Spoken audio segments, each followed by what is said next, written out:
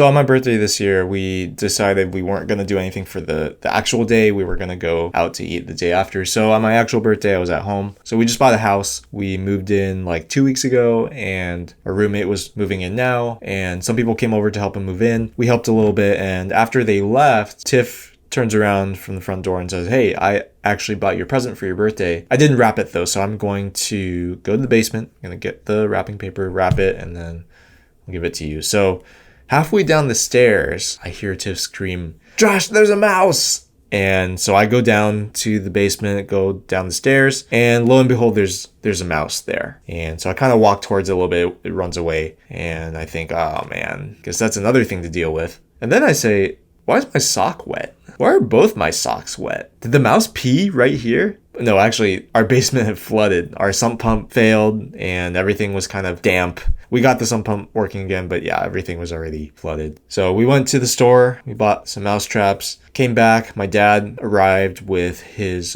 carpet cleaner to like suck up the water. So he's showing us how to use the carpet cleaner thing. As he was showing us how to use it, we hear a clap. And we look at each other and we say, "Oh, guess we just caught a mouse." So me and my dad and our roommate, we go down to the basement and lo and behold, we caught a mouse. And as we're cleaning it up, we see another mouse run across the basement. And so I'm like, oh my gosh, like, I guess we got to buy more traps. And my dad says, "No, just go get it." And I'm like, huh? He says, "Yeah, no, it doesn't know how to run away. Just go get it." And I'm like, what, with my hands? What are we talking about here? But we kind of, we're like, okay, well, so the three of us kind of walk up and surround this mouse, and we're all wearing boots because the basement's wet. And so we kind of surround the mouse, and then I just, with my boot. And that was mouse number 2.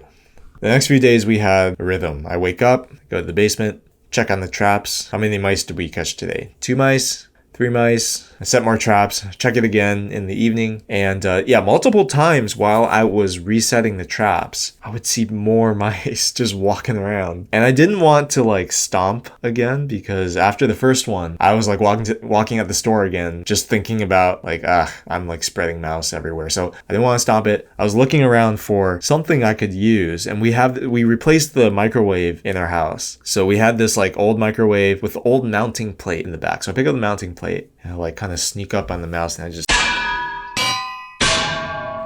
so I had to do that, I think 3 more times. One of the mice I found drowned in the sump pit. There's another mouse. So we had these box fans going, right, to like dry up the basement. I found the mouse in the box fan, alive. It was just in the corner, chilling. And I was like, what do I do? If I unplug the box fan, it's just going to run out. So I picked up the box fan and I shook it. And the box fan blade hit the mouse and it died. And I felt like I was going like Kratos God of War on these mice.